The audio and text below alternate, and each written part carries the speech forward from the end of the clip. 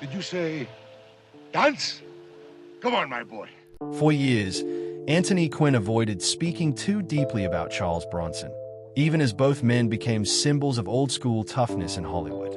They were cut from the same unforgiving world, men who carried hardship in their faces long before the cameras ever rolled. Quinn knew what it meant to fight through poverty, rejection, and the feeling that Hollywood only wanted certain kinds of stars.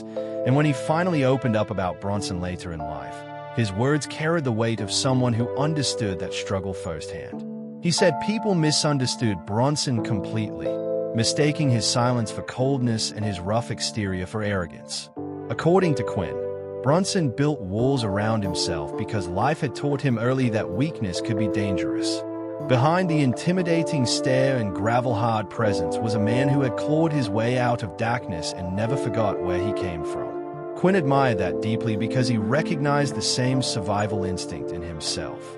He explained that Bronson never needed dramatic speeches to command attention. Every pause, every glance, every quiet moment carried meaning. While other actors performed loudly, Bronson could dominate an entire scene with silence alone. And Quinn believed that took far more intelligence and discipline than critics ever gave him credit for. Though the two men shared similar roots, Quinn admitted they were very different personalities. Quinn thrived on noise, passion, and chaos, while Bronson preferred distance and solitude. But Quinn never saw that as hostility. He believed Bronson kept himself apart because Hollywood constantly tried to reshape men like them into something cleaner and easier to sell.